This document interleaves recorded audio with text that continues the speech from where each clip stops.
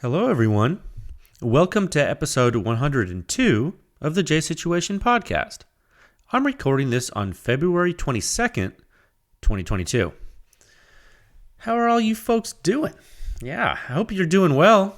On this fine day, this fine February 22nd, 2022. That's a lot of twos. I hope you're doing great. I just got finished with the first day of a research symposium. Where I give a talk, and now what am I doing? I'm sitting in front of my computer talking some more, this time about silencers.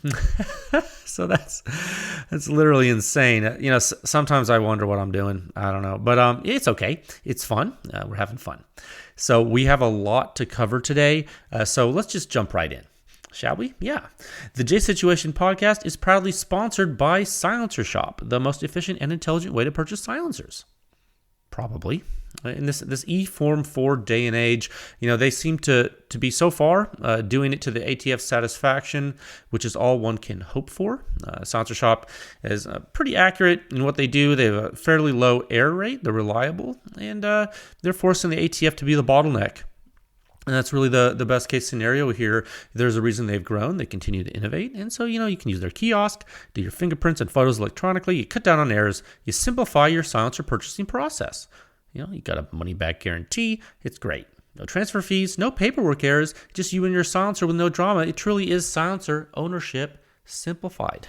Good folks there at the old Silencer Shop. Secondly, the podcast is brought to you by True Shot Gun Club out of Arizona. You can go to the show notes there. You can click the link, it's either on the website or in your podcast app there in the show notes. It'll take you to their website. If you buy ammo using that link, it'll help the podcast. It'll help PEW Science. That's pretty simple. You can also join their club if you like. It's one of those frequent buyer clubs where if you join it, you get free shipping on all the stuff you buy. If you use code word PEW Science, to purchase that membership there, you get $20 off. $20 off that frequent buyer program at TrueShotGunClub.com with the code word PEW Science. Yeah, you win, they win, we all win, theoretically. Please let me know if you buy ammo from them and how it is. That would be great. I hope you guys have a good experience. Lastly, this podcast is sponsored by PEW Science. Pushing the silencer industry forward, one test at a time, and we'll be talking about silencers today on the podcast. That's right. You can visit PewScience.com for the suppression rating. It's the simplest and most accurate hearing-safe ratings for your suppressed small arms.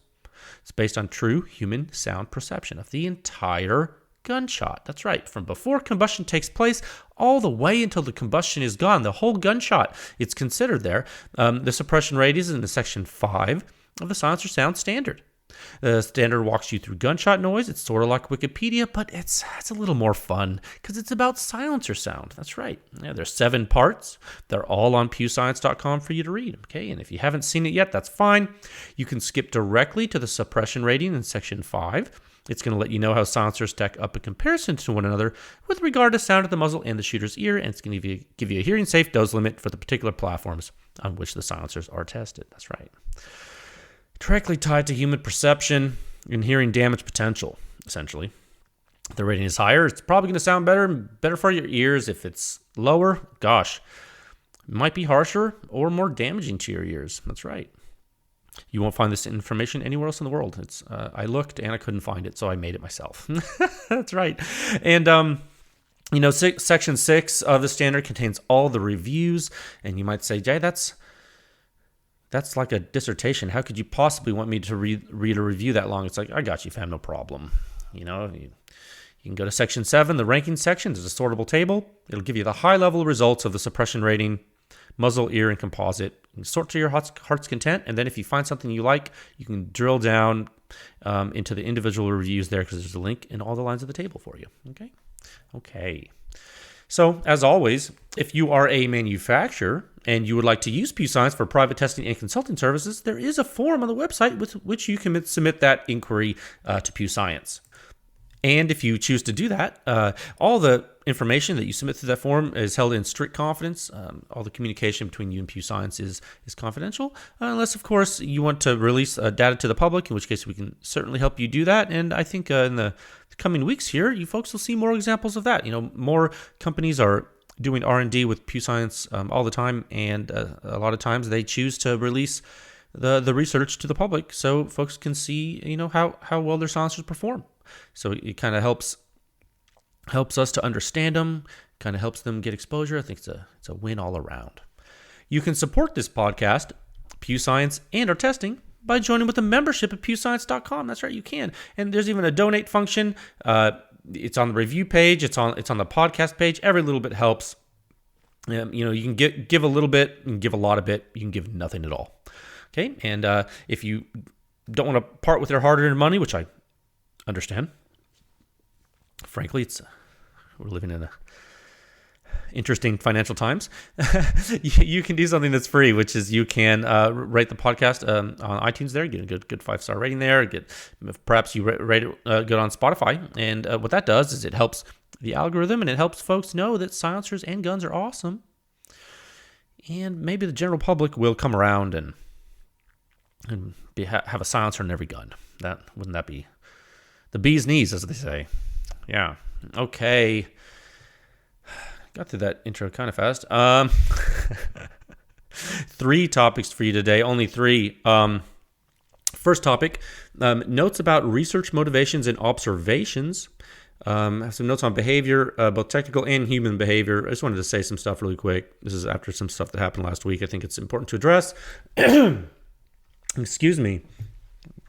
Topic 2, sound signature review 6.66, the CGS Helios QD on the MK18 5.56 SBR with a direct thread mount. Technical discussion. That's going to be a long topic. Okay. And then topic 3, welcome to all the new PEW Science members. Thank you for your support. Some new R&D clients too, frankly. It's quite nice. The research pedigree is gaining both depth and breadth, as they say. So it's good. Okay, we're going to move into topic 1. I'm going to make haste here. Without further ado, no, we're going to move into topic 1 in a time of 7 minutes and 26 seconds. Okay, topic 1. Got my little notepad here. Piece of printer paper. He's so fancy. Topic 1. So notes about research motivations and observations. One moment. Let me get a drink of water. When I tell you guys I've been talking all day, giving a research talk, I think I started talking at 0900 and been talking all day. It's definitely late now. I thought this was a good first topic. Research motivations. It's interesting. Observations from the research. I thought this was a good first topic for this podcast because, boy, oh boy, have I been watching the internet lately. I have. It's so fascinating. Sometimes I forget that the reason I started PEW Science is literally written publicly on pewscience.com. I don't know if you know that.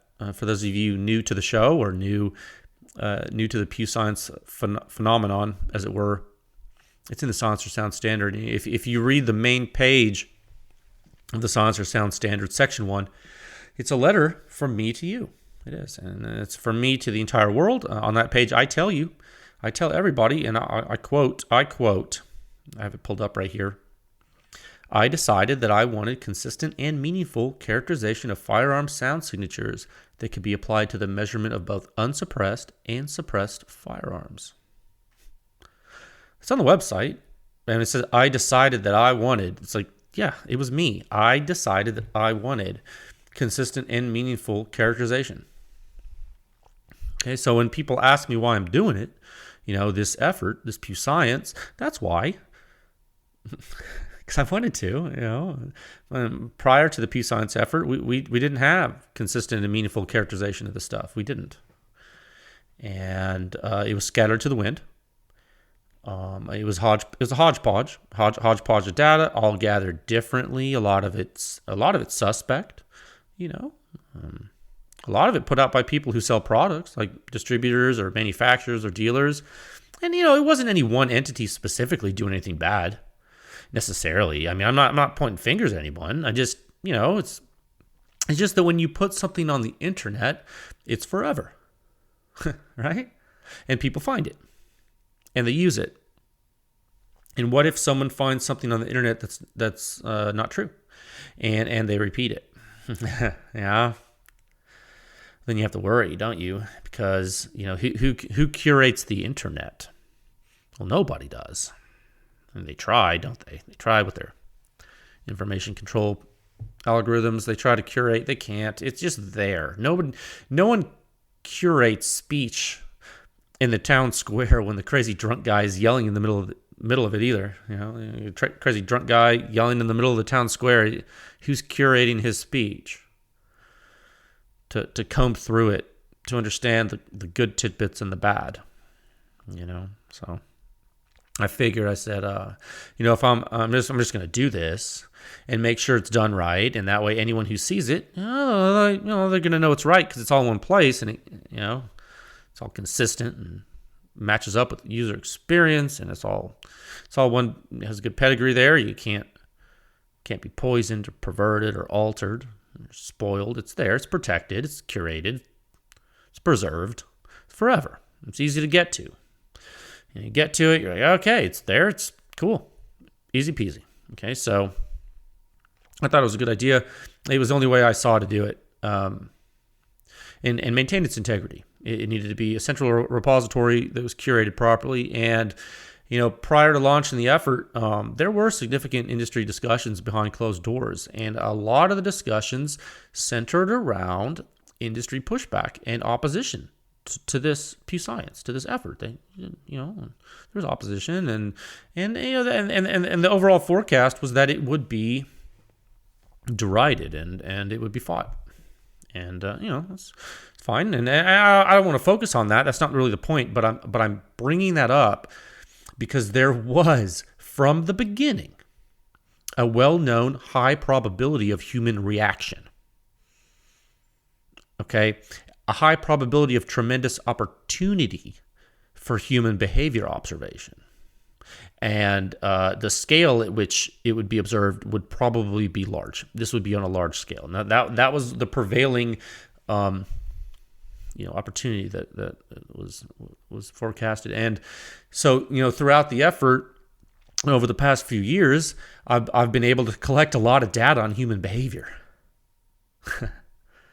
I'm not just measuring silencers and come on, man. I'm collecting all kinds of data here, and the nature of continuing anything in PEW Science, or like a magazine or a football career, anything you do. Anything you participate in, or in a consistent way, it results in a data set. And you are inherently controlling for variables. When you consistently do something, you go to work every day, you keep something constant, you're controlling for variables. Okay? And something happens in your day that isn't normally happening, and it's like, oh, that was weird.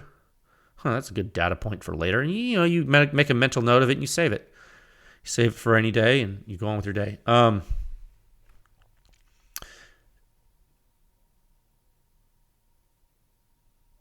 So when I publish data, or I say something about a silencer, or industry parties say something about PEW Science, or industry parties say something about a silencer, or there's any action at all, we get another data point, don't we? And what do you do when you gather a lot of data points? Well, you look at the trends. So it's important to do that. So you guys have your own data sets, don't you? Some of you buy silencers, and you buy cars, and you buy guns, and you watch YouTube videos, and you follow influencers. Excuse me. You follow influencers on social media. You notice what the public says when certain people say certain things, and when products are released, and yada yada yada. Like you get the picture. You see the reactions of the hive mind, And so I watched the feedback proliferate regarding the data that I published last week. I just watched. You notice I didn't really comment a lot. I answered some questions, but I didn't. I kind of let things kind of proliferate. I didn't. There were several websites started talking about it. I didn't jump in at all. I just kind of let it ride, and watched and observed, and it's funny. It's the subject of the next topic of the podcast today. This data that I released last week, and I watched it, and it was interesting.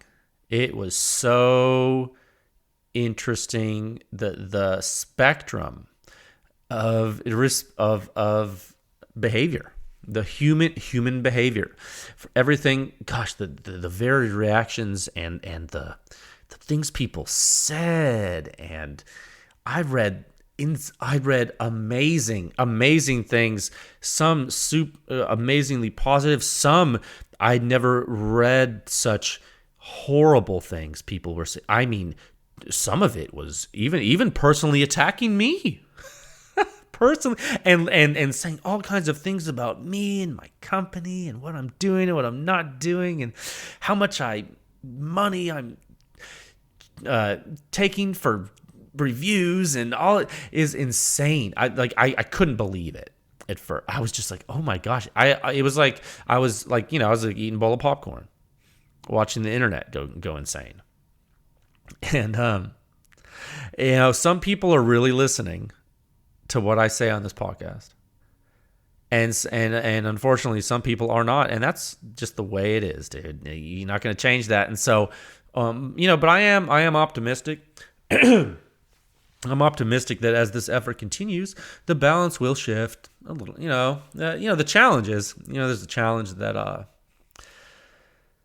the effort's growing, right? So more people are being educated every day, and more people are discovering PEW Science every day, which is really great.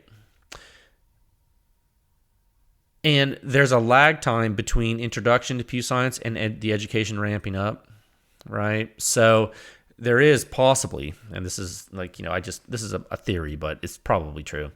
There's possibly a period of time where the educational threshold, like I talk about that sometimes, whenever I say a rising tide raises all ships, there's probably a period of time where that threshold, that tide, it doesn't get above a certain height.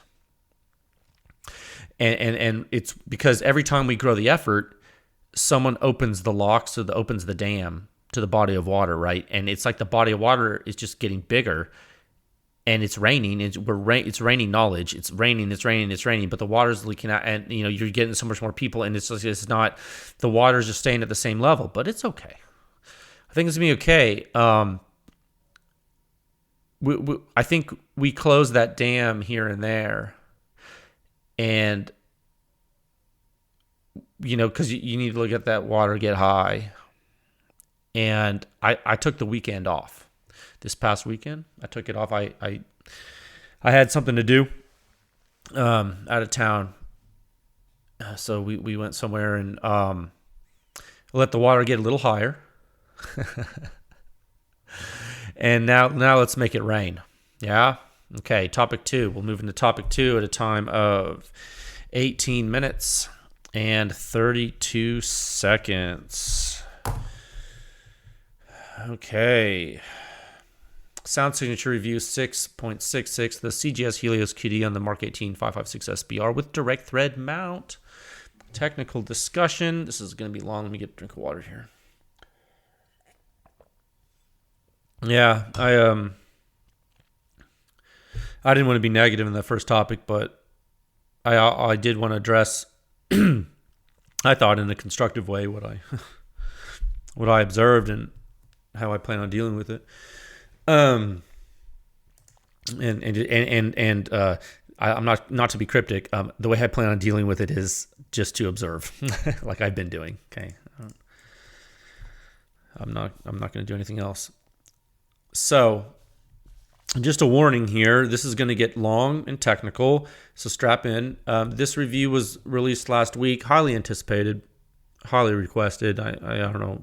Honestly, one of the main reasons I even published the data when I did was due to PEW Science member requests that were so significant. I mean, and the public request, it was getting out of hand to the point. I mean, I was getting messages about this thing so much that I was like, okay, and it's it was an incredibly popular silencer, an incredibly popular data set. So I kind of thought to myself, why are people really excited about this data? And why are they desiring this data? What is driving this? I was thinking about it, and I think it's because this same silencer, the Helios QD, was tested by PEW Science in 2020. It was 2020, right? Pull this up. Sorry, guys. Just bear with me for a moment here while I pull up this window, arrange this on my monitor here. Yeah, I was right. It was in 2020 in the early days, in the before times, and it did really well on Supersonic 308, and it was a newer silencer, so folks were surprised at the performance, and since then I think folks have built some hype around it. So I'm going to step through this review per typical, okay, and I think by the end of this discussion, you'll have a better idea of how the silencer works, what it does, and what it doesn't, and do, and what it can do, and what it can't do. Does that sound good? Okay, I think that's kind of how I'm going to kind of outline this and see if I can do this justice. There's a lot, so let's try our best. Give it the old college try here. So the sound signature review 666, the CGS Helios QD. Mark 18, 5.56, 10.3 inch barrel length. Inconel steel alloy. Tank of a silencer, guys. Half 28 direct thread mount from CGS, the one that comes with the silencer. It comes with 2, it comes with a half 28, it comes with a 5/8 24. Direct thread mount. I have everything sitting in front of me right now. For those of you who are not familiar with the silencer, it's basically a Hyperion K with a different back end. Okay? That's basically what this is. I mean, literally. It is a Hyperion K with a larger first blast chamber. Guys, that's what the Helios QD is. I mean, okay, yeah, Hyperion K is titanium, but forget about that. We're not talking about material right now. It doesn't matter. Okay, one moment. Excuse me. We're not talking about material. We're just talking about geometry. And so we're going to come back to that later. All right, we're going to come back to that later, but I want you to know this is not a normal silencer. Okay? And when I say that, it's not hyperbole. I need you to really listen to me when I say it. It's not a normal silencer. The way this silencer works is not like many other silencers. So a lot of your preconceived notions and your rules of thumb that you hear on the internet with regard to silencer design and performance are not going to apply to this silencer. Okay? And this is because largely all of those rules of thumb are based on trial and error. Okay, they're based on trial and error experimentation instead of theory. And so when the data set encounters an outlier, the rules of thumb can't capture the behavior. You feel me? Okay, so now I'm gonna say something right now before we go on. This got me too. Okay. I am not immune to this. I'm not going to sit on my high horse and claim that I am immune from preconceived notions. Okay, because I'm a human being. Like there's actually, I'm not a robot. I mean, I don't think I am. Boy, would that be weird. Oh my God, he didn't even know he's a robot. Everyone is a robot except for you. Wait, what? No, wouldn't that be crazy? No, I'm not. I'm not immune to preconceived notions. I mean, PEW Science data is immune. It's not it doesn't have sentience yet. And so, the analysis is immune. But my preconceived notions are not immune to this phenomena of doubting reality. For sure. Like for example, and I'll give you. I mean, I don't even have to tell you. You if you've been listening to this, for sure. Like, do me a favor. Go back and find the podcast episode where I talk about the Helios QD for the first time in 2020. That was way before CGS was a PEW Science client. That was before they had even supported the effort. This was as I was just starting to publish stuff. I had tested all of my own silencers. I had tested some popular silencers, and then I tested the Helios QD on 308, and the results were so wild for the size of the silencer that I thought my data was wrong. I retested that silencer several times just to make sure I wasn't doing something wrong. I was like, what? I've talked about this publicly. Like, this is a matter of public record. Like, this is why I do this podcast. Everything's public. Like, I'm not deleting these episodes. It's all there. You can go listen to them. I mean, yeah, it's a little rough in the beginning. I get better with time, I think. I like to think. I hope. But yeah, I talked about it in the podcast, and I had just never encountered a silencer like this before, and it broke every rule of how I thought a rifle silencer was supposed to work. Okay, so I did my due diligence, and it turns out the data was right. And I published that data in Sound Signature Review 613 on June 18th of 2020. Okay? And since then, people have been super hyped about this silencer. I'm telling you, it's been since then. And frankly, for good reason, really. The performance was notable. It was. The performance was notable, and the feature set of the silencer, like, what it comes with, how it works, the durability, the quality, the sound, they're all good. Okay, people love the dang silencer, and we had the data. I published it. I tested the Hyperion K. It was louder on 308 than the Helios QD. We figured out why. I tested the full-size Hyperion. It was super quiet. We figured out why. Good to go. So, the preconceived notions gave me a pause. I did my due diligence. The data ended up being right. And boom, progressed through the research, learned a lot. All was well. We kept going. Okay. All right. More water. Okay, so that's kind of that that early timeline for those of you following along here. So enter last year. Mark 18 testing. I'm testing silencers. I'm learning how the Mark 18 behaves. People know what the Mark 18 is, but has anyone tested the Mark 18 like this? Like, be honest with yourself. Even if you don't like what I'm doing and you're listening to this out of spite because you don't like me, be honest with yourself. Has anyone ever done anything like this with the Mark 18? No, the answer is no. Okay? No one's done this. Crane hasn't done this. So I didn't want to use the Mark 18, but the public really demanded it, didn't they? And it turns out it's a really great proving ground for 5.56 because it's an actual, real standardized host, isn't it? Official military designation, Mark 18, standard gas port, 070 diameter, standard gas system length, carbine length, standard barrel length, 10.3 inches, standard buffer weight, H2. I give you everything. I give you all of that info, and boy, howdy, are the silencers showing us interesting behavior on this gun, and we're not even scratching the surface, my friends. We're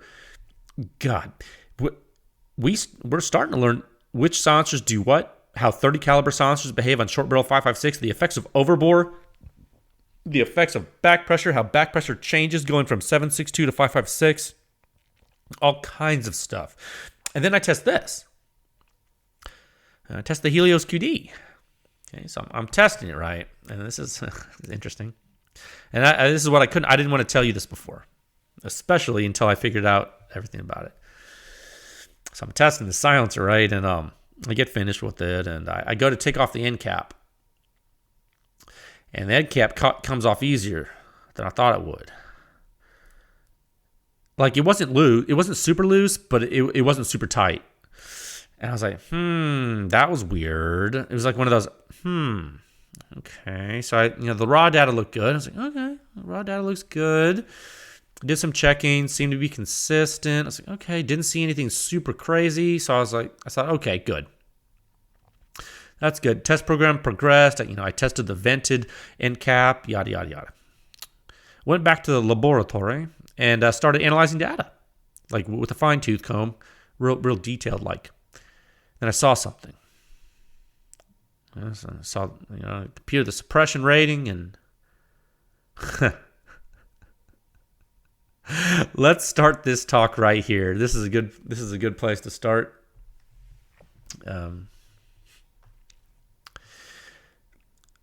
This is a good place to start. Go to the review, pewscience.com. Sound signature review 6.66. You can follow along home if you want. I'm pulling up the member review right now.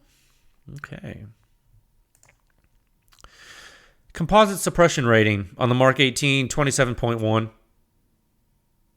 24.7 at the muzzle, 22.3 at the ear. That's solid end cap. Okay, you take it off. You take off the solid end cap. You put the vented cap on it. 21.2 at the muzzle. 20.9 at the ear. Okay. Okay, so first things first. What do these numbers mean? What do they mean? What does it all mean? Well, with a solid end cap, 24.7 at the muzzle and 22.3 at the ear, same zone. You're in the same zone in the suppression rating chart. It's not quiet. No, it's not. We'll get to this later, but what does the Surefire SOCOM 5.56 RC2 do with the ear on the Mark 18? Well, it gets a 22.2. So the two silencers at the ear on the Mark 18 are basically doing the same damage to the shooter's ear. Okay, so up front, let's keep that in mind. There's that. But the Helios QD is bored so big you could shoot 338 Lapua Magnum through it. So why do they sound the same at the shooter's ear? A dedicated bore 5.56 silencer like the Surefire silencer and the Helios QD with a big old bore, why do they have the same hearing damage load or potential hearing damage load at the shooter's ear? Well, it's because the muzzle signature of the Helios QD is so loud that it coalesces with the ejection port signature, and it has the same net effect as the RC2 higher back pressure from the ejection port. So you're essentially robbing Peter to pay Paul, or donating to Peter to raise money for Paul. Whatever you're doing with Peter and Paul, you're doing the same thing to your ear. And you see why this is complicated? And this isn't even the complicated part yet at all. This is actually really simple. This is actually basic silencer knowledge that people still don't know yet.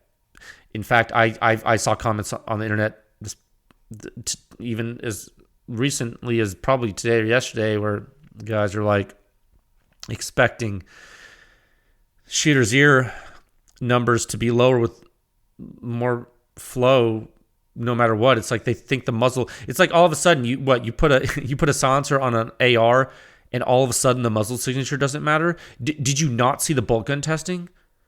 Like, and people complain that I did bolt gun testing. Then they jump to AR and they draw a conclusion that's completely and utterly nonsense. And then they're like, oh, AR. And I'm like, dude, you didn't even understand the bolt gun testing, and now you want me to do AR testing? Why don't you walk before you run? If you're not even understanding the basic premise that overpressure expands, spherically in 3 dimensions and wraps around and hits your head when you shoot a bolt gun, why do you even use a silencer? Why don't you just use a bolt gun? Oh, well, the barrel, the muzzle's not near my head. Well, why do we even use a silencer on a bolt gun? Well, yeah. Sorry, I didn't even get off track, but I just saw something like it was so confusing to me. I'm like, are you kidding me? So that's why the ear ratings are similar. It's because the Helios is loud. You can have all the flow rate in the world, but if you don't have enough muzzle suppression, you're still going to have a loud signature to the shooter's ear, guys. And how would you know? Actually, and this is actually a good segue into this. How would you know this phenomena of the coalescing of the waves if you didn't have the suppression rating? How would you know that? Well, you wouldn't know, would you? I mean, members can look at the ear data and see that without the suppression rating in PEW Science, you're not going to get this information. What, you're going to get a single peak dB? What are you going to do? What are you going to do with that peak? If you measure one peak at the shooter's ear, what are you going to do with it? What are you going to do with it? Where did that peak come from? Where did it come from? Did it come from the ejection port of the muzzle? Okay, you see what I mean, Jelly Bean? It's like you're going to be dead in the water. Okay, suppression rating, you got to use it. Now, what do the vented end cap numbers mean?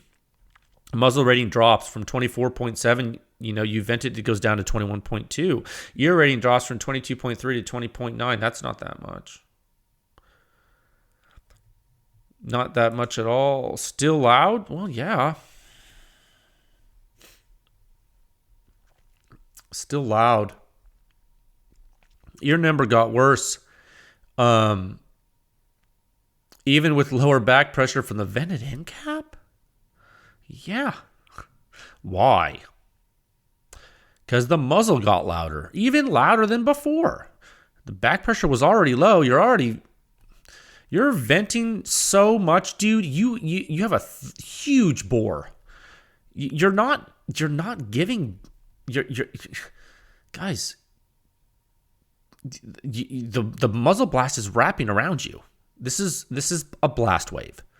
Blast waves expand spherically. You need to understand that. And this, I've said it again and again. Okay, it's coming out of the muzzle. It's a blast wave. It's coming out of the muzzle. Now, back pressure is not the problem for the Helios QD and the Mark 18. And I'm going to tell you something right now. If it's not obvious to you, the Omega metric, Omega 762, and I wrote this in black and white, but I don't know if people are reading it. It's not the same for 5.56 as it is for 7.62, guys. It's just not. In the original derivation of the Omega metric, it's written with calibers, cartridge specific information. Like, it's not the same number. And the Helios QD has a bore you can shoot 338 Lapua Magnum through. You fire a Helios QD on a 5.56 machine gun, and you fire an RC2 on a machine gun. You can tune that gun as well as you want. Use an H3 buffer. Use a tiny gas port. Do a rain dance. Phone a friend. Cast a spell. Say a prayer. I don't care what you do. That RC2 is going to be Gas City Population U with full auto out of 5.56. I don't care what you do. People with machine guns understand that. The Helios QD, way higher flow rate. It's going to be different. Okay, so keep that in mind. Okay, so that's one thing to note. We'll talk about it. Let's move on. It's just a little aside I wanted to note. I don't know if you guys know that. I've said that before, actually. I've actually said that multiple times. I just don't know if people listen. Now, what did... let's see. Do I want to go... I'm trying to see, because I have a lot to talk to you about, and I wonder... Yeah, I know what we'll do. We'll go back to the review. Okay, so go all the way down to figure 1. That's where we'll pick up here. Scroll all the way down past table 1, pressure and impulse. That's interesting, but not what you need to know for this discussion. Go to figure 1 like I usually have you do, and while you can there, go to figure 1A. You look at that just really quick. You can see that the blowdown happens relatively fast. Nothing crazy, but I really want you to go to figure 1B. Okay. Figure 1B, this is the Helios QD fingerprint, isn't it? On the direct thread mount with the Mark 18 5.56. This would be that fingerprint for the Helios QD. Now, this is a different fingerprint than you saw in June of 2020 on direct thread 20-inch 308, isn't it? But it's the same silencer. Okay, now... Remember how I always tell you that silencers have fingerprints? I've said that. I think I've said that on a few of the past episodes when speaking about the silencers in the technical context like this when we go over the reviews. So I always tell you that silencers have fingerprints, and even when you change systems, the fingerprints have features they're shared. Yeah, we talked about that a lot. We talked about that with OSS. We talked about that with Surefire. Remember? I think we did, because we've tested those silencers on multiple cartridges and multiple flow regimes, right? And so we noticed features that are similar and features that are different. Right? We talked about that before. Well, this, my friends, this fingerprint is way different. Remember that show MacGyver? Well, actually, you know what? MacGyver's a bad example. That dude was like super anti-gun in the show. Do you remember that one episode where he had the Uzi and he didn't want to use it because he like scared of guns or something? And instead of like using the Uzi to like shoot the bad guys, he like forced it on. He broke the receiver and like forced it onto like the fire hydrant and used the Uzi as a wrench to open the fire hydrant and like use the water to get the bad guys. I was like, dude, you just like destroyed a transferable Uzi. Well, let's be honest, in the show it was probably I don't know if it was transferable. Okay. Forget me. Okay. Mission Impossible. That's a better show. It's a better, or a movie. Changing fingerprints is where I was going with this. Why? How? What in tarnation? You know, how do you change your fingerprints? How would you do that? You know, like the Mission Impossible guys do it. You know, they use different wax and stuff in the show. Well, the Helios QD can do it too. It can, and it behaves differently on the Mark 18 than it does on Supersonic 308 out of a 20-inch barrel. It does, and that in and of itself is no big deal. Okay, I mean, you know, the Trash Panda behaved differently on the Mark 18. The Razor behaved differently on the Mark 18. So why would the Helios QD not behave differently too, right? You know what I mean? So it seems reasonable. It seems reasonable to expect that a silencer would behave differently on two completely different host weapons with different barrel lengths and cartridges. It's reasonable to think that, right? Okay, so let's you know, I'm building this slowly, but I want you to stay with me. So that sounds reasonable. However, the degree to which the behavior is different is not just in amplitude and timing, but in complete shape and phase duration, to the point that something is going on. Okay, something's going on. And the positive phase duration is dropping off way faster than I thought it would. And you know, immediately I attributed that to overbore. I was like, you know, at first, like when I'm first looking at this, I was like, okay, you know, I'm looking at the data, I'm going through it. I was like, okay, sure, the bore's huge. We're dumping pretty fast. I get it. You know, but then I thought about what the Helios QD on the, did on 308. And then I thought about the Hyperion K. And I started to think about what the inside of the silencer does. And I don't know, I tabled the thought in my head.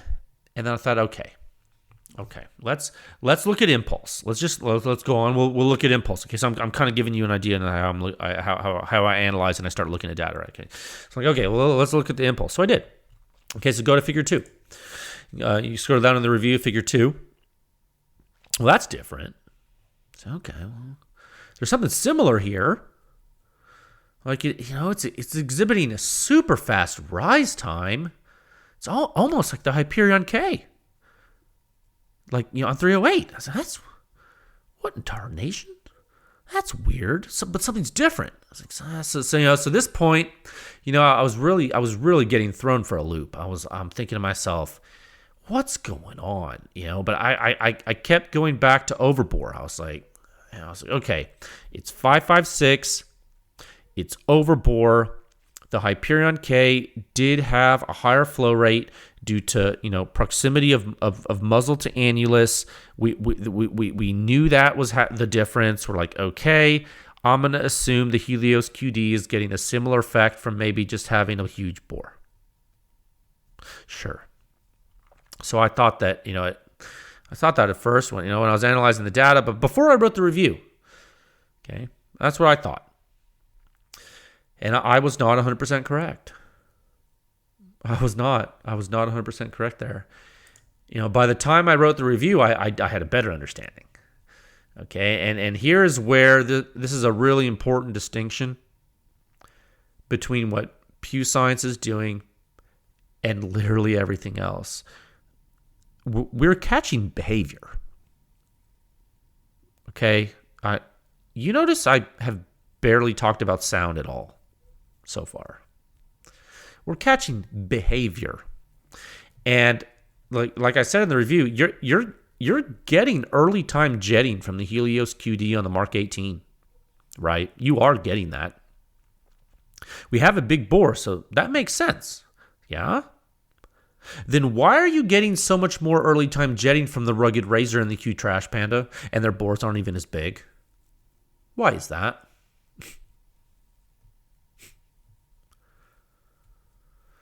Huh? Why is that? I mean, clearly the Helios QD it's preventing jetting by sending the gas somewhere else. It's the annulus.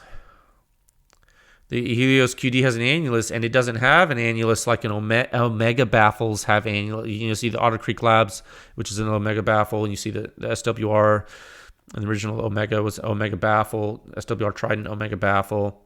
They have annular space. You see a Dead Air Nomad, each baffle has a little annulus, has annular space.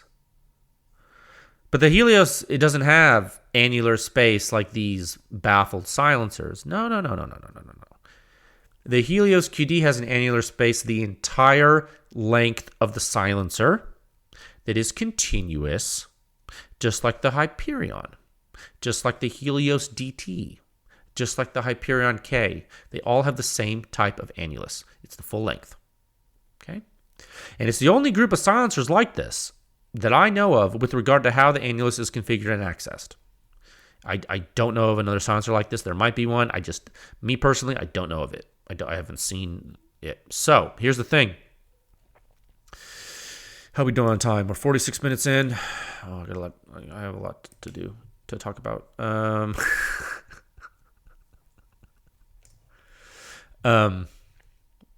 Okay, here's the thing.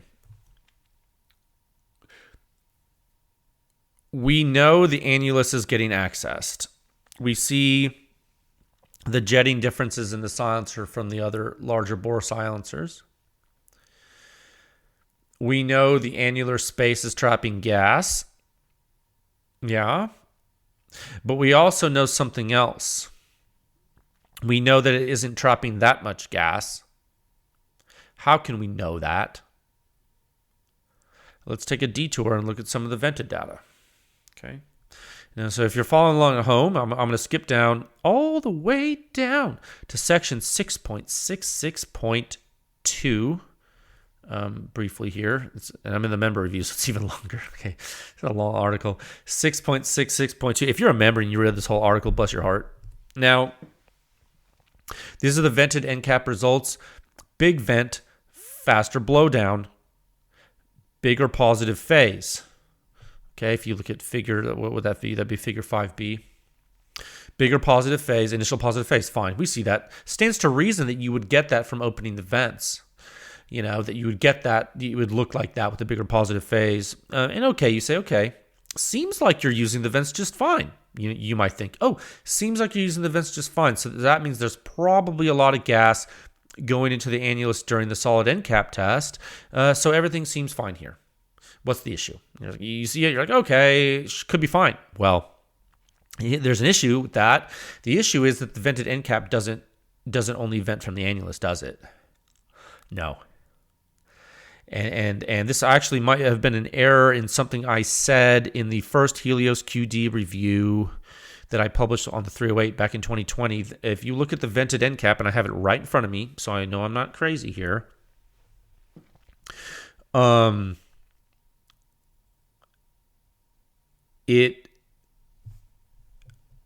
on. Yeah, I have this end cap in front of me, and it vents differently than what you would think. The vented end cap, it doesn't only vent from the annulus. You're also venting from some of the central core.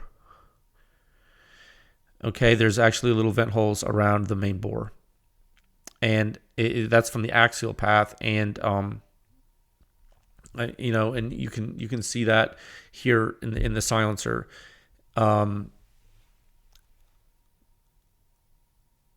We have a vented fingerprint.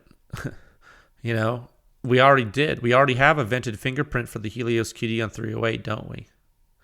Go back if you can't remember, which you probably can. It was you know, it's in 2020. If you go back to review 613, you can do that. Where's my? Okay, I'm gonna open review 613. I'm gonna scroll down to, I think it's figure 7B. Yeah, look at figure 7B with the vented end cap on 308, guys. Look at the muzzle waveforms. Completely different ball game. Completely different ball game. Way more annular utilization on 308. Gas is getting out too fast on 5.56, guys. You can click back on the review 6.66. It's different.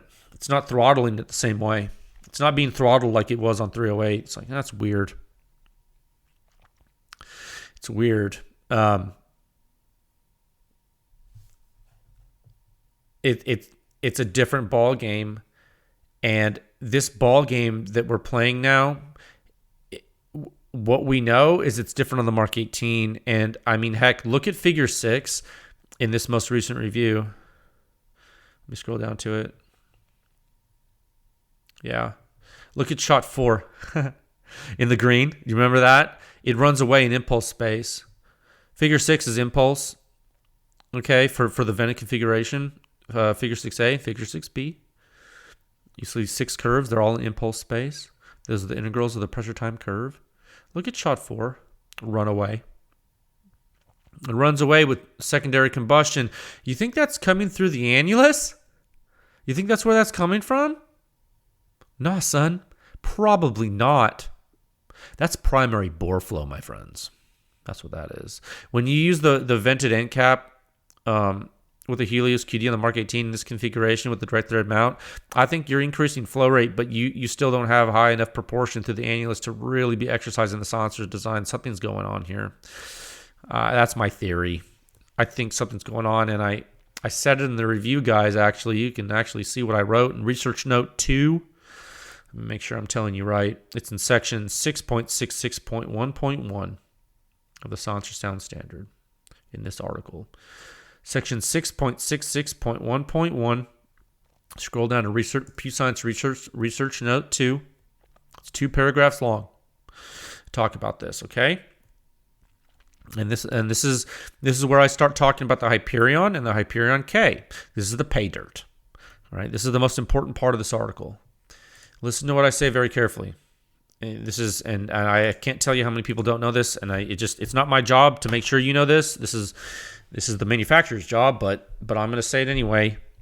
The Helios QD is not a Helios DT.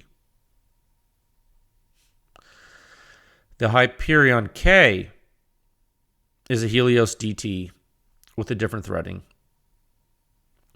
The full-size Hyperion is a Hyperion K that is longer. Okay, let me say it again. The Helios QD is not a Helios DT. The Hyperion K and the Helios DT are the same silencer, but threaded differently. The full-size Hyperion is a Hyperion K that's longer. Confused yet? You should be. So I'm going to say a second thing, and please try to listen. Other than the QD mount interface, the Helios DT and the Helios QD are identical silencers. So I told you twice that the Helios QD is not a Helios DT. But the only difference, besides material, whatever, for the Inconel Helios QD is the mount interface, guys. Helios DT is titanium. It's fine. They're 3D printed. CGS can make these out of whatever they want. It doesn't matter. Forget about the material. So stay with me. The Helios QD and the Helios DT are the same silencer, except the Helios QD has an adapter interface that creates a larger blast chamber. Okay? So that's the second thing I'm saying. My third thing I'm going to tell you is that it's just to repeat something from before. The Helios DT is the same silencer as the Hyperion K, other than threading. So what? So what did I just say? All this stuff. What have we already tested on 20-inch 308, guys? The Hyperion K and the Helios QD. What happened? Oh, Helios QD was quieter. Why? Well, muzzle injection further away from the blast baffle orifice. You had additional expansion volume, longer path to annulus during the time frame of combustion blowdown, because you had 308 has a very long blowdown. We ended up trapping more gas. Okay, Hyperion K has a higher flow rate in that scenario. Starts jetting sooner. Combustion volume of 308 was high. It can't quite keep up with the QD in that scenario. Okay, so the Helios QD induced more back pressure because it was restricting more flow. Hyperion K was letting flow out faster. It was louder. That's what happened on 308. It was actually thought it was pretty simple. We're like, yeah, that makes sense. It's pretty simple. We're like, oh, now we know how that works, and yada yada. So, that's good. So, what would happen? What would happen if you repeated that test on the Mark 18? What would happen if you put a Hyperion K on a Mark 18? Or for that matter, do something more simple. Put a Helios DT on the Mark 18. Yeah. It's threaded half 28. Screws right on. Convenient. Same exact silencer as the Helios QD. Exactly. But now your muzzle's a lot closer to that first baffle. And you don't have that extra expansion volume anymore, do you? What happens? Do you get reduced performance from the Helios QD? Will the Helios DT outperform it? $1 million question. I'm going to do something right now I've never done before. I'm going to tell you something before I release data, because it's important for the current discussion given everything that's transpired. The Helios DT performs differently than the Helios QD on the Mark 18. And the relationship is flipped from 20-inch 308. Okay? And we have hit what is called a threshold of perimeter sensitivity for performance. That's what I'm calling this. We're hitting a threshold of sensitivity, perimeter sensitivity specifically. And this is where we're gonna we're gonna get complicated. Hold on, let me get a drink of water. Seriously, this is not easy. It's literally rocket science. How do I know that? Well, stay tuned. So, if we were to do a parametric study and vary the diameter of a jet nozzle, that is, if we vary the orifice diameter of a jet nozzle and its exit aperture shape and its distance to another orifice and an intermediate expansion volume and its Mach number, that is, its Mach number, its velocity divided by the sound speed in the gas at the given temperature. How fast it's going, I guess, is something I could tell you, is a simple way to say that. If you did that parametric study, you may find that there are some things that change behavior-wise when you change those certain parameters, okay? Now, the principal function of the Hyperion technology is, okay, how do I say this? The principal function, and okay, look, okay, I'm gonna stop myself right now. What I'm about to say is my words. This is not please don't listen to other silencer companies when they're saying it's not really silencer companies, just like certain marketing people, silencer companies that like to talk bad about other people. Like I don't like to do that. I like to just talk facts. Like I don't work for CGS. What I'm about to say is not from them. Like this is my research. Okay, like this is a PEW Science project. CGS did not pay for this analysis. They did not pay for any engineering for this problem, this is PEW Science dollars. So if you're listening to this and you're a PEW Science member, you're funding this. Okay? So what I'm about to say, if you want to quote it to me, but don't be quoting it to CGS and anyone else, because it's me saying it. Okay? And I just want to get that real clear here, because I'm going to say some stuff that is probably going to be repeated, but I want you to know I'm not being paid to say it. Okay? So this is getting really weird with politics in the industry, and I don't know how much more transparent I can be, but I'm getting a little tired of it. Okay? All right. I just want to it's almost like, you know what? I almost want to be rude and say, I sometimes I just want to say, shut up, the adults are talking. Like, really, that's the sentence I want to tell people sometimes in the industry, but I don't say it because I want to be nice. But that's how angry I'm getting, because people are so they can't see the forest for the trees.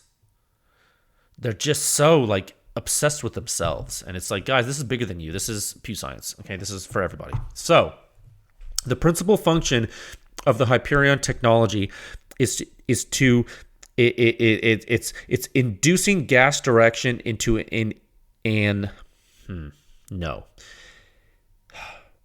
it's to induce a gas direction by a shock fan and internal deflector. And what that does is it causes rearward gas routing into the annular pads. Okay? It's a really fancy way of saying the gas has to go backward to work once it gets through the first hole.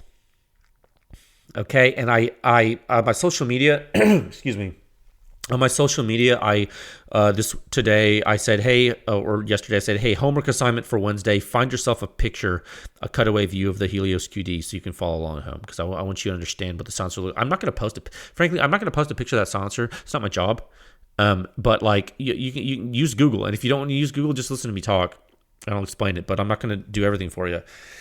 The silencer has a gas path. The way you get to the annulus in the from the beginning is the gas has to fan out and fan backward.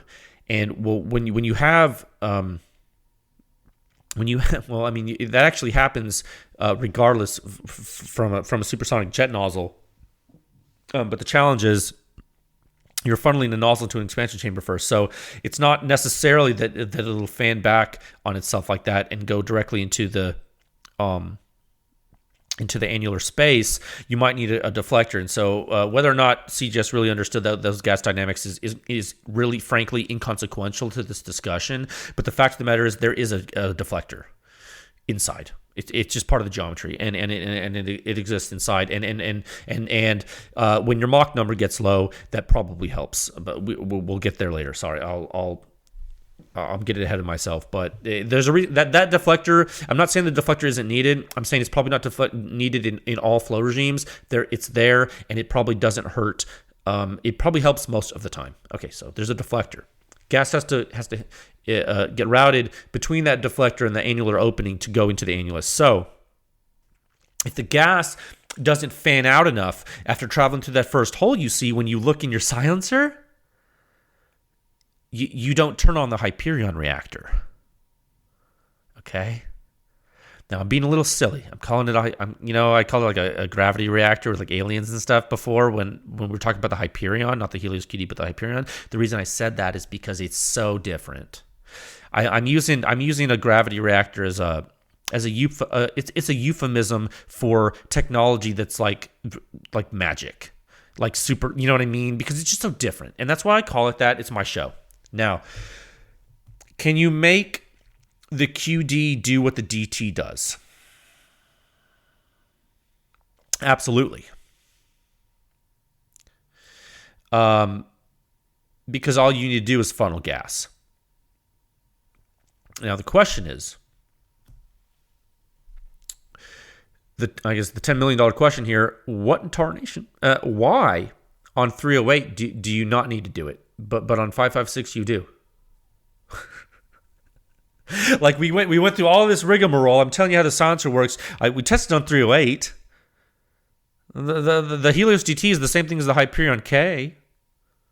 Well, then how come Jay? How come the Hyperion K was louder and the Helios QD was better? I thought it was going to be the same, and I don't understand. Well, it's complicated, and I have some theories. We want to talk about them? Let's do it. Now, these are my theories. Again, I'm telling you, do not blame other people for what I'm saying. Okay, this is me. Now, if they're wrong, I take responsibility. I'm saying them. Now, you have several things going on out of the muzzle, and this is important to listen to. Now, depending on barrel length and cartridge, you got a lot of things going on. On 20-inch 308, you have a few different precursor flows that come into that blast chamber before the bullet even leaves. Then you have your primary blast jetting that happens for a long time. On your 10-inch 5.56, you got extremely high pressure. You're approaching the pressure of 308, but you got a smaller orifice. You got different combustion durations. Okay, it's different, and I haven't even spoke about. I'm just telling you gross parameters. I haven't even spoken about the technical reasons that's different. So really, I mean, you have a matrix of results here to look at. You really do. If you want to go theoretically into this, if you're restricting more flow with 308 on the QD than you are with the Hyperion K or the DT, on 308. And you're utilizing the annulus better on the K and the DT than you are on the QD on 5.56. My primary theory is that overall duration, coupled with jet diameter, expansion time, and Mach number, is varying that behavior. Okay, let me say that again. Overall duration, coupled with jet diameter, expansion time, and Mach number. Okay, and when I say expansion time, that's also coupled with expansion distance from the orifice, but the jet over the muzzle orifice. But whatever, time, distance, it's all related. Now, bottom line is what I'm saying is I think your expansion is different out of the muzzle for these two flows. These two compressible flows, I think that you have a completely different jet time and duration with 308, and I think 5.56 is behaving differently. And let's talk about this a little bit more technically. I'm not going to get too down in the weeds because I know this is rocket science and it's boring to people, and also like we got to be a little careful.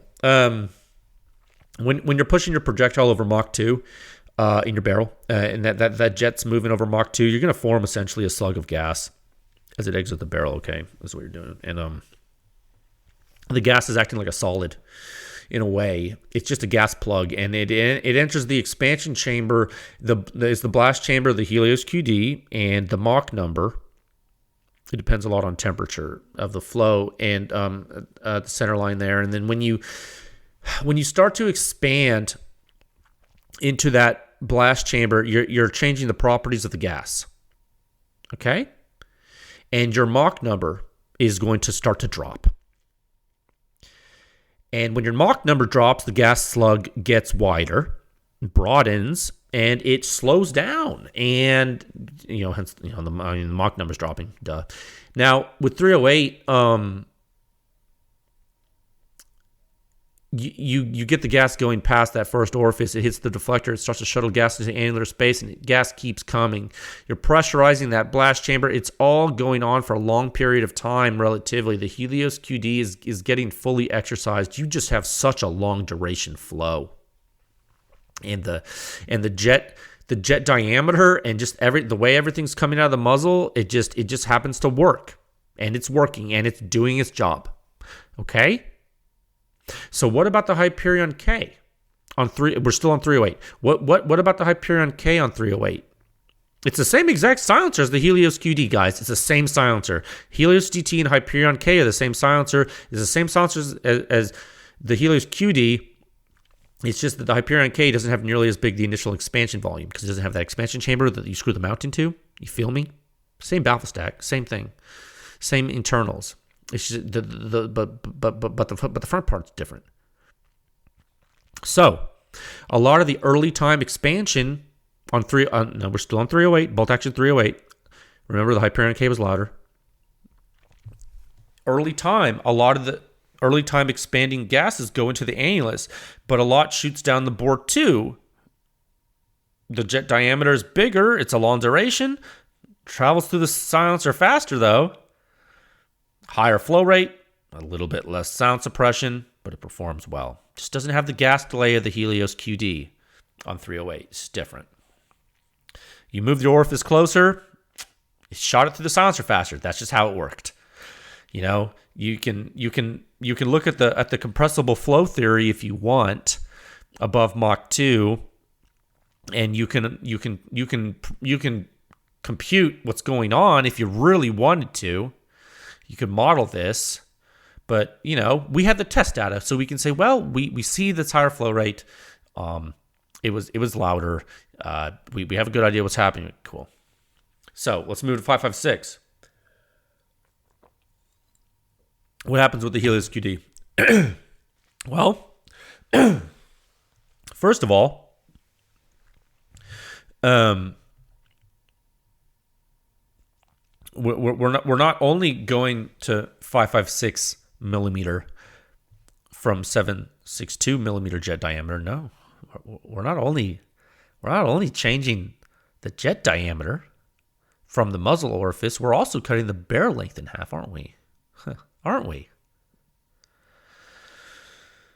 And we're also changing the charge volume.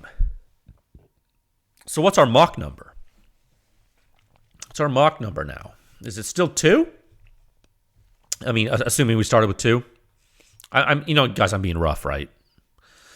This is for illustration's sake, but you understand.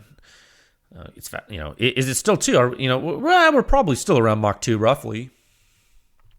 Is this starting to drop lower than 2? Yeah. I mean, your jet's expanding in the blast chamber, and you bet your butt its Mach number is going to drop. So, what happens when it drops? Do you get jet expansion? Yeah. Is it different than 308? Yeah, it's different.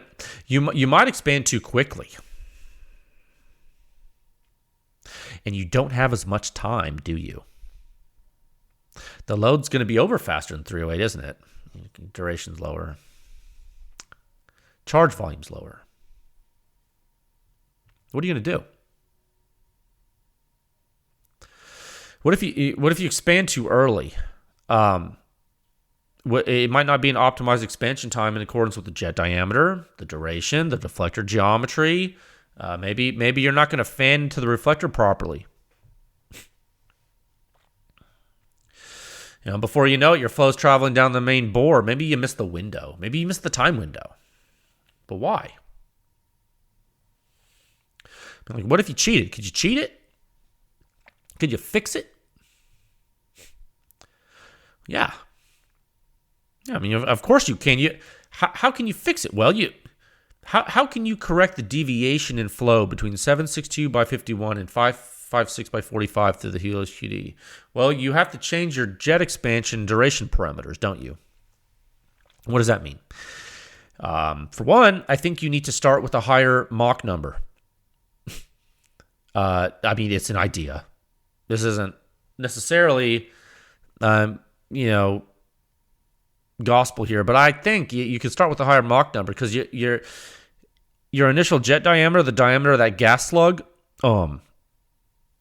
yeah, you're not going to change that. It's a 5.56. You can't change your bore, right? Because we're stuck on 5.56 now. It's like, okay, well, we're not going to change the cartridge diameter, so maybe you can make it go faster.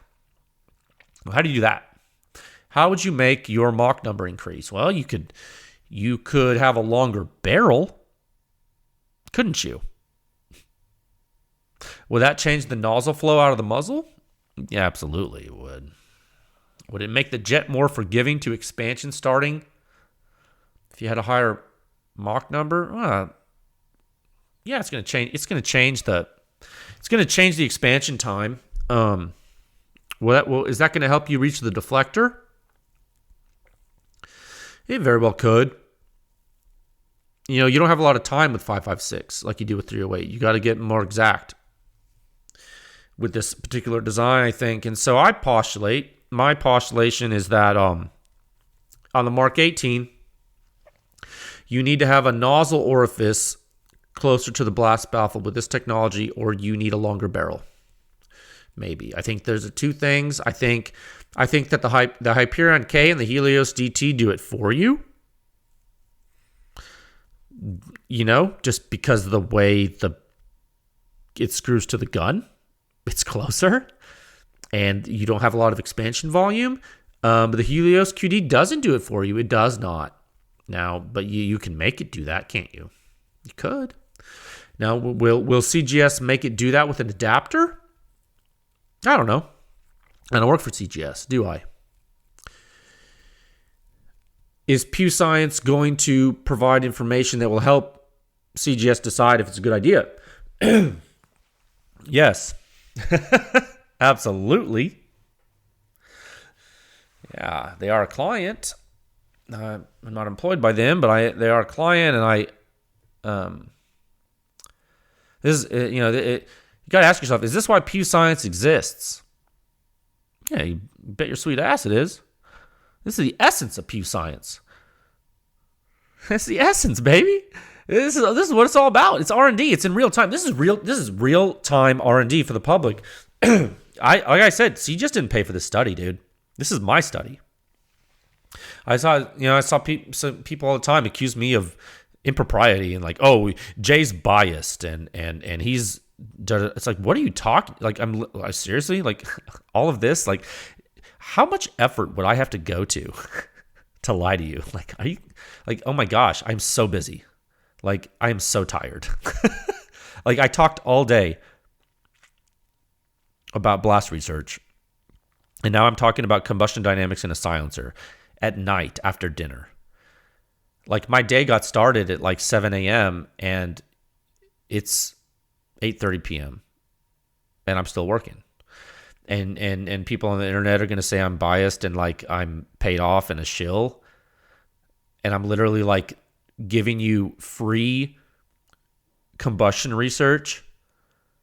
Like, most of you who listen to this podcast, you're not members of PEW Science. How do I know that? Well, I know how many are listening, and I know how many members I have. Okay? So I know that most of you listening are not, excuse me, are not members. So this is free for you. Okay? So yeah. This is public R&D. And you know who paid for this? The PEW Science members. Yeah. It's cool. Public Research Cooperative, guys. It's literally the only place in the world where this has ever happened. Maybe I'm being too, I don't know. Maybe I'm tooting my own horn too much, but write it down, man. Companies sometimes use the word innovation. Guess what? This is innovation. Okay. This is innovative research. All right. This is PEW Science. Now, you're going to get Helios DT data. I promise you that. Now, I want to temper your expectations. Don't, and I'm trying to help you. Like, I do not care what you guys buy, but I do care about like your mental health. Because I care about you, or if I didn't, like, I wouldn't be doing this effort. Like, I'm like, I don't know a lot of you personally, but I do care about you, like, in a way, like in the sense that, I care about human beings in the community. Like, I'm not a heartless person. But so I want you to understand, don't expect some kind of crazy miracle. All right? Hold on. Don't expect some kind of crazy miracle from the Helios DT on the Mark 18, but also expect annular utilization and weird alien stuff. Why? Well, because Hyperion. That's why.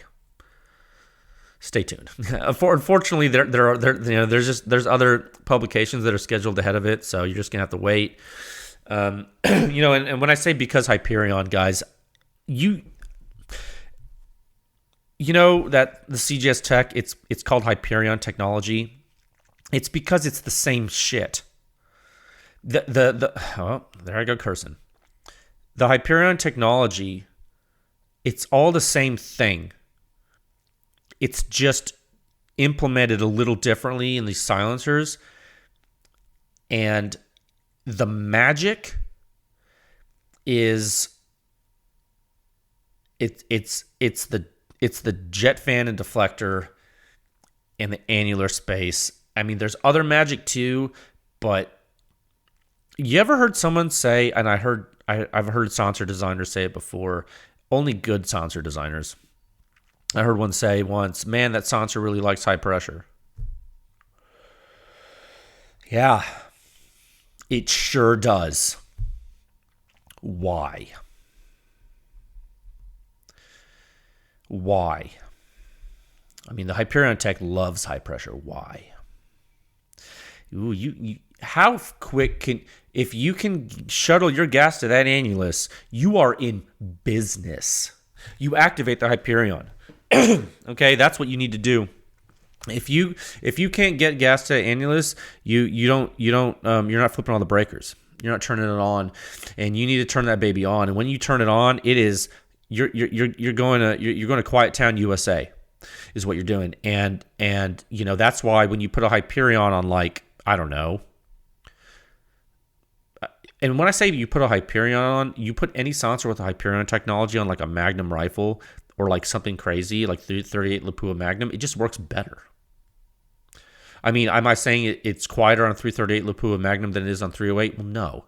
But what I'm saying is, like, the performance scaling is crazy, is what I'm saying.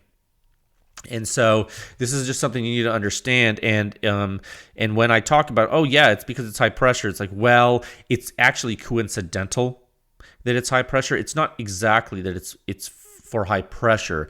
It's the pressure coupled with duration too, and jet diameter, and timing, and Mach number. Boom. Why? That's right. Remember how, like, remember that, like, correlation does not imply causation. Super important to understand that, right?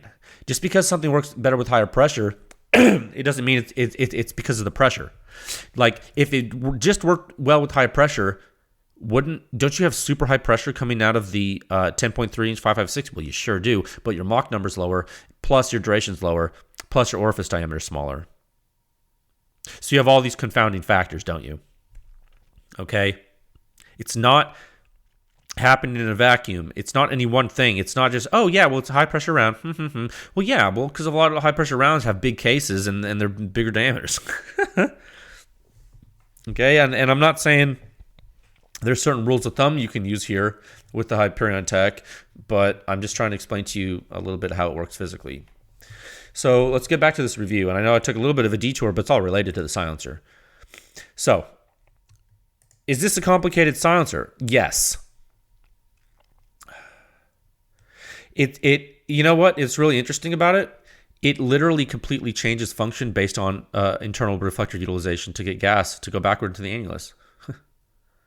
Well, not only reflector, but gas dynamics. So, yeah. The front of this silencer completely changes the function of the silencer, guys. That's part of the alien technology gravity reactor. And when I say that, I'm obviously joking, but I'm only half joking, because you guys do realize what's happening is that you're reflecting expanding shocks into the annulus in supersonic flow. And it's rocket science in the way it's happening. And it's just wild, and it's cool. And guys, like, people always ask me, well, how does mount change the behavior of a silencer? Can we expect that? And you know how many silencer manufacturers and silencer distributors and dealers say, well, no, mount doesn't affect that much in a silencer. And a lot of times they're right. Why are they saying that, though? Well, they're basing it on their experience, their preconceived notions, aren't they? Because they have like a rugged silencer or something with like simple cones, and you're like, that's not really changing much. Well, then someone picked a Surefire silencer up and changed a war comp to a 3-prong and had a field day. It was so different.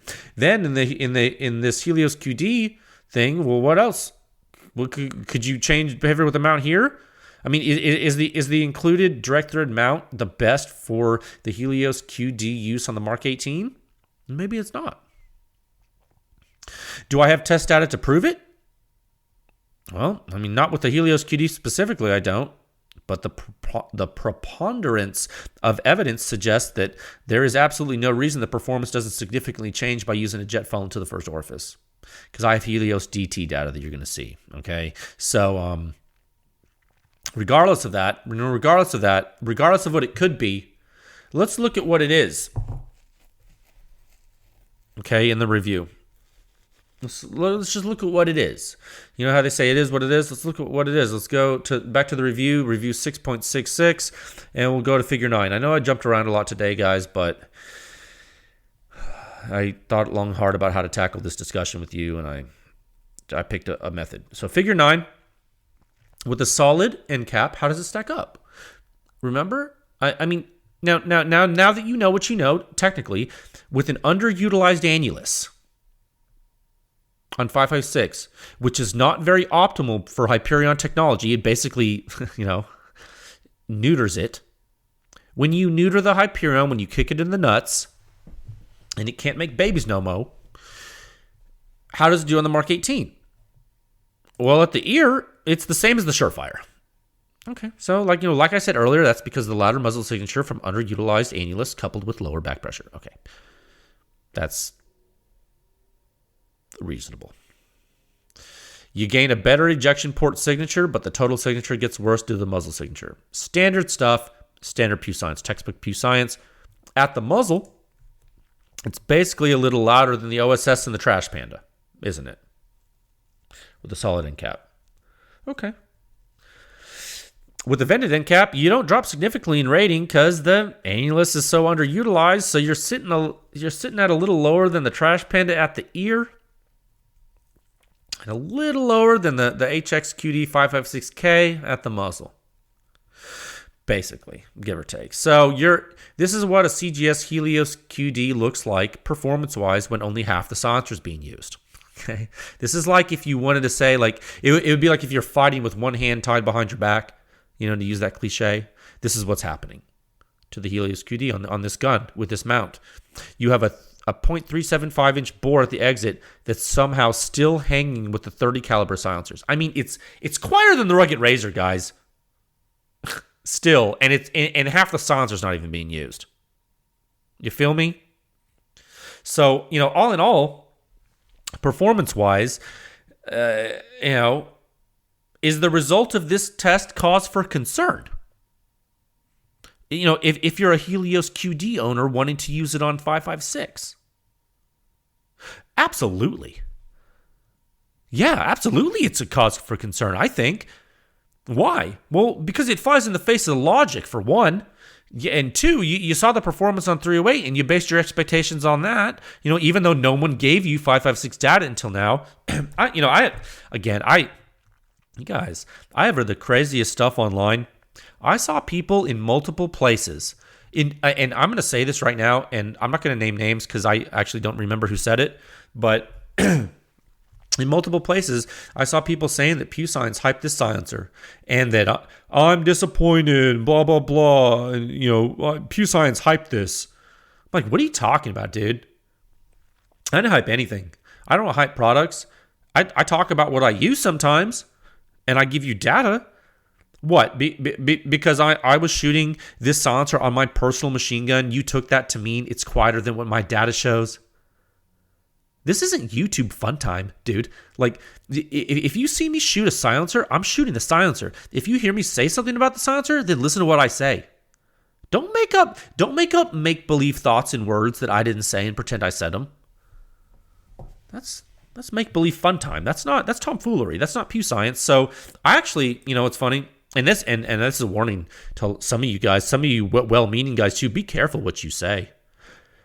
Especially on social media, you telling people about these silencers. If you don't know what you're talking about, you better slow your roll because people are listening to you. If you have a large social media following and you're talking about guns and silencers and armor and anything, and you don't know what you're talking about, and just giving advice to people, it's dangerous. Because look, people freaked out about this, and I didn't even say anything about its 5.56 performance, other than the fact that it had low blowback compared with the Surefire on my machine gun. And people lost their minds when I released this data. And some people went so far as to say I can't believe this happened, and PEW Science said it was going to be great and it wasn't. And it's like, what are you talking about? I didn't say anything. You're off of in left field in your preconceived notions. So much so that it's like it's clouding your entire state of mind, and it's crazy. Okay, so like, I'm serious. Like, you guys need to like relax, take a chill pill. I told you about shooting the silencer on my 11.5 machine gun. Remember how I said I shoot it, I don't get gassed out, but when I use the RC2, I get gas city to the face. They're different. It's a different sport. The CGS silencers are machine gun silencers. The Surefire silencers, they can handle it, but they're not designed for sustained full auto fire. I mean, when I say they're not designed for sustained full auto fire, do not take that to mean I'm saying the Surefire is inadequate for that. No, I'm saying it can't handle the gas stack. It can't handle the constant flow. The flow rate's not high enough, guys. It won't be pleasant for you. With the Helios QD, I can mag dump all day long. And not only will the silencer never ever break, this Inconel thing, you can't break it. The gun's gonna break, and the gas is not gonna overwhelm me. So I don't know. I don't care what you buy, but if you want to break guns, buy Helios QD. You can shoot your gun till the cows go home. You're not gonna break the silencer. It's frankly it's overbuilt. Doesn't even make sense. So that's my personal take on the Helios QD. I mean, does the performance change when you go to 11.5 from 10.3? Like if you lengthen the barrel, right? What if you lengthen the barrel to 11.5, like I do on my personal gun?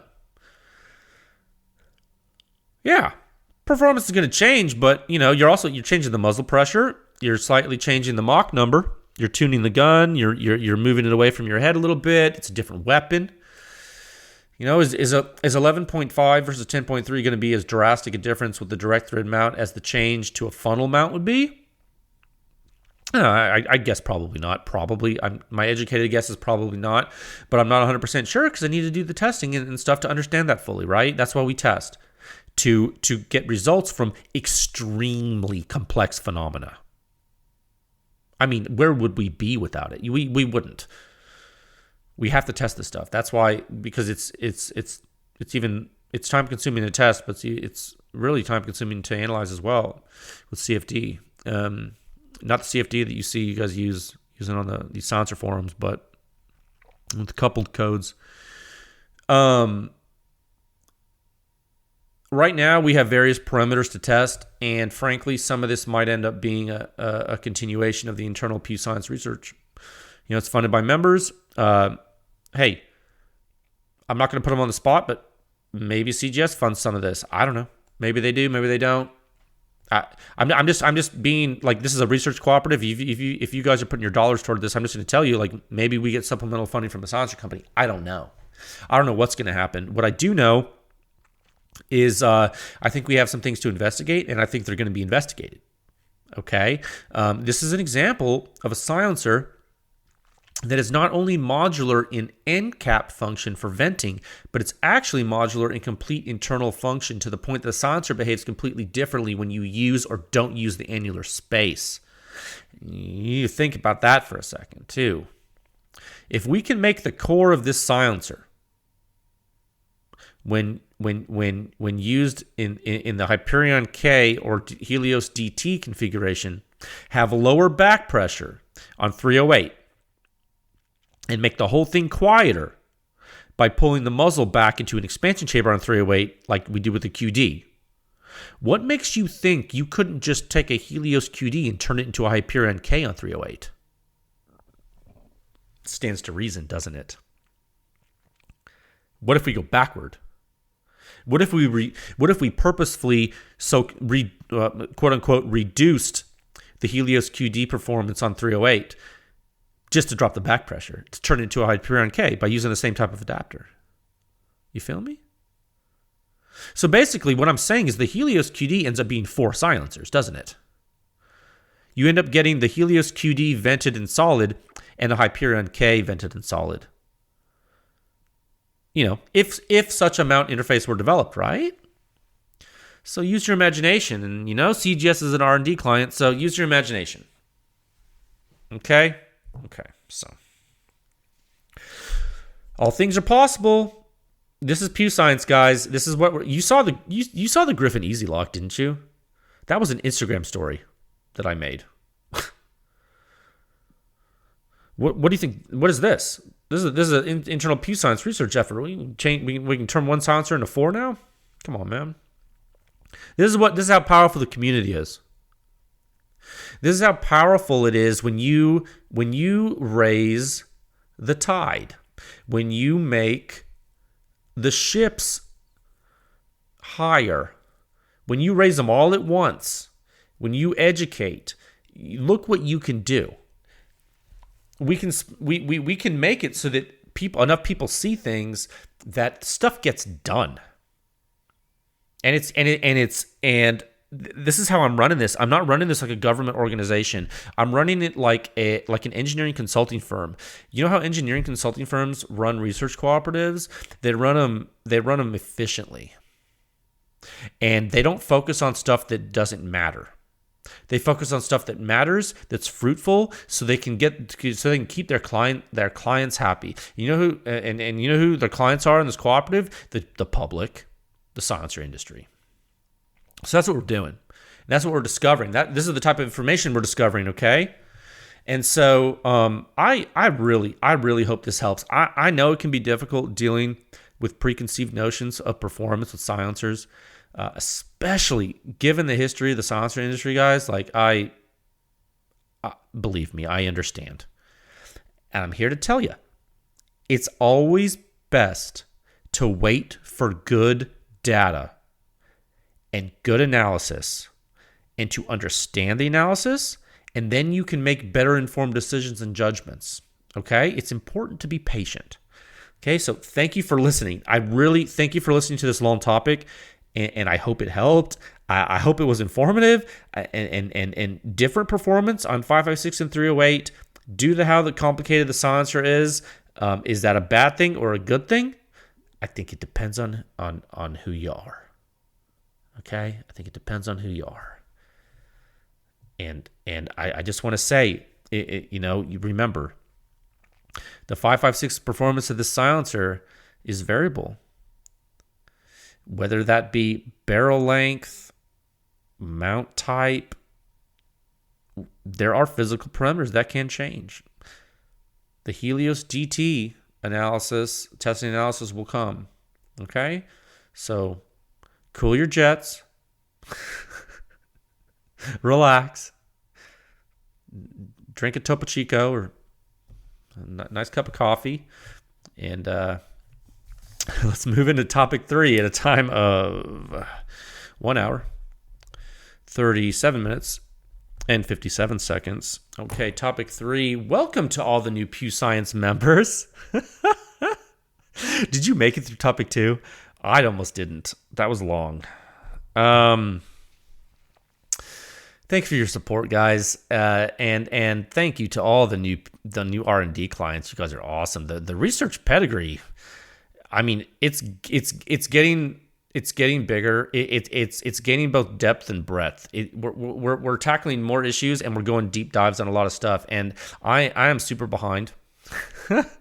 But the effort's strong. It's continuing. The conclusions we're reaching are pretty important. I think that pretty much speaks for itself given the previous topic. I mean, with every bit of research that's done, I think we're advancing.